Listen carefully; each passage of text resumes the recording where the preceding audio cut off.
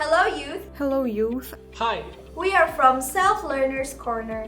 Being a self-learner is very important in the digital era. All children and young people have the right to go to school and learn in classrooms or at home, offline and online, wherever they are.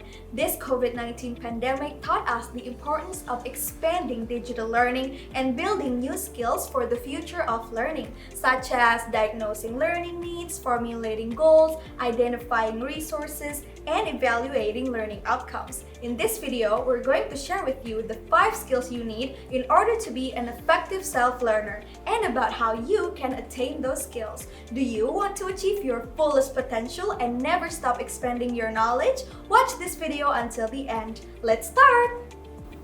In the digital era, all the information is already available on the internet. But we need to be resourceful in order to find the information we want to learn about. Resourcefulness is the ability to find quick and clever ways to learn something or solve a problem. It can also help you find resources that are free.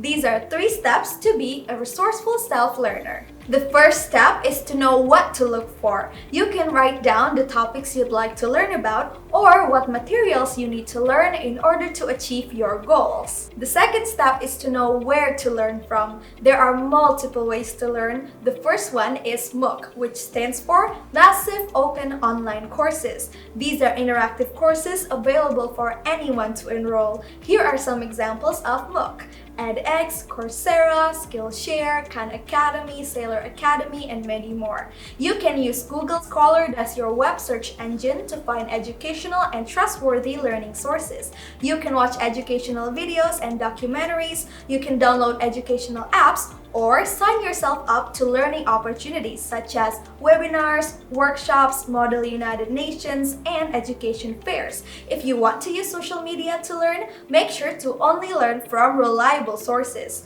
For offline learning, you can borrow books from your local libraries. The third step is to know who to ask for help. Don't hesitate to reach out to your teachers, mentors, or friends. You can join learning communities or mentorships to find people to discuss with. We hope the governments will put bigger investments to support quality education for every child and make sure that the future of learning is inclusive and effective. Hello youth, I'm Daria from Self-Learner's Corner. Great, now you know how to stay resourceful when self-learning.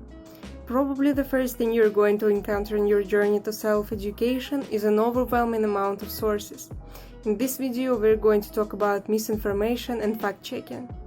Misinformation is misleading or false information, and it's important to know how to spot one. So we have come up with a few tips for you to help you differ good sources from misinformation and how to do fact-checking as well. Let's imagine that you're working on the essay and you're looking for the information online. First of all, if you see a Wikipedia page that has a statement with no reference to it, do not rush to use it. You need to identify if it's a fact or an opinion. Then, if it's a fact, you need to find at least 3 different sources that say the same. Rely on trustworthy sources with references from scholars, scientists, or professionals. The example are websites of publishing houses of books and academic journals, such as Francis and Taylor Online. You could also turn to your school or university library and its e-resources that cooperate with reliable institutions, such as publishing houses or websites. That is the most foolproof way to avoid misinformation when studying. If you're looking at the picture, let's say picture with statistics or any picture at all, use image search by Google or Yandex. Just drop the picture and you can see the origin of the photo you've uploaded. Check the references and use basic questions from Project Look Sharp to help you with fact-checking process. The questions are: who made this? Who is the target audience? Who paid for this or who gets paid if you click on this? Who might benefit or be harmed by the message? What is left out of the message that is important? Is the source credible and why you think so? Remember to always have a critical view of what you're reading and looking at. Hello youth! I'm Kenyo from Self-Learner's Corner. Now we are going to talk about how to take care of your mental health and well-being as a self-learner. Working and learning independently during the pandemic could be stressful and overwhelming.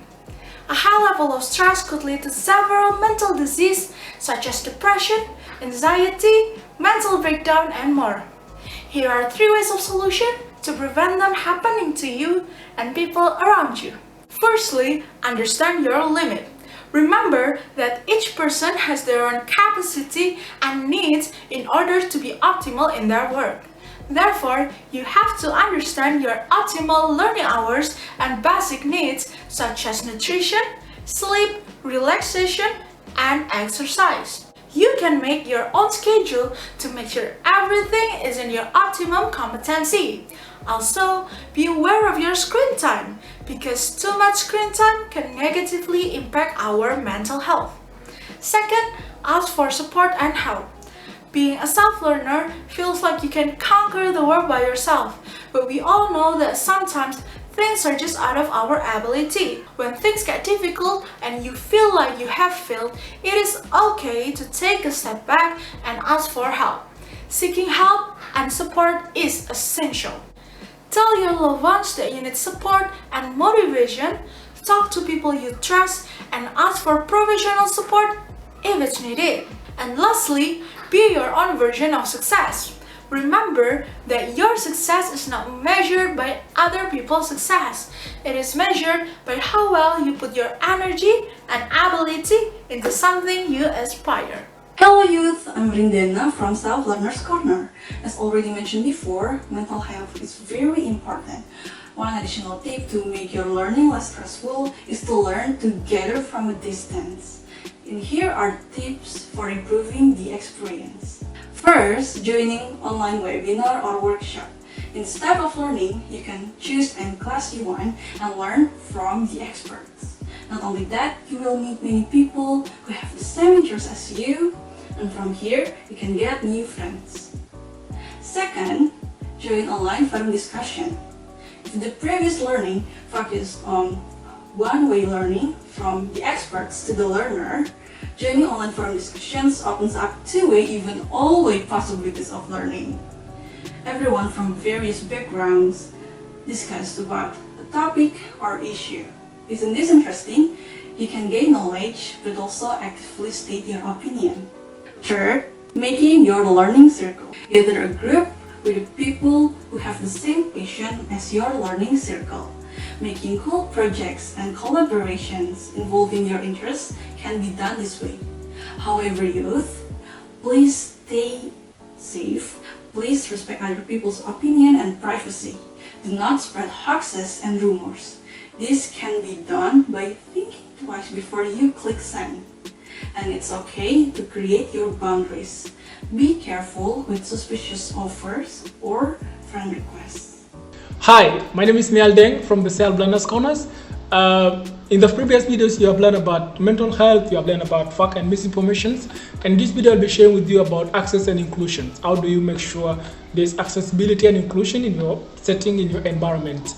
And that is something very important, because most of the time we find ourselves in rooms with people who are different from us, in classrooms with people who are different from us. And it is crucial that we try to find common ground so that learning can be more rewarding. There are a few things you can do in your learning environment and in your setup to make sure there is inclusion and accessibility. The first thing is always start by setting ground rules. You can do this, for example, by getting your team members involved in the process, making sure at least one person can nominate one rules, and then the people can debate on it and find rules that everyone agree with. And this will ensure respect for each other, as well as enhance safety and improve time management. Secondly, get to know your team members well individually. Always check in with each member of your team to see how they are doing. This will enable you to have a clear understanding of the challenges they might be facing and how you can support them. And try to pay attention to other factors that might hinder others from participating as well.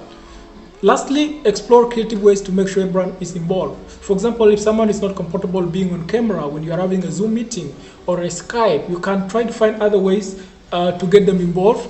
And always try to include icebreakers, for example, an icebreaker that can help people get to know each other. And finally, see everyone in your team as equal. Best of luck. Thank you very much. Thank you for watching this video. You can help in making a difference by sharing this video to all of your friends. You can also share your experiences and tips through voicesofyouth.org. Thank you to Youth Mediathon, Voices of Youth, and UNICEF. Keep on learning and see you next time. Bye!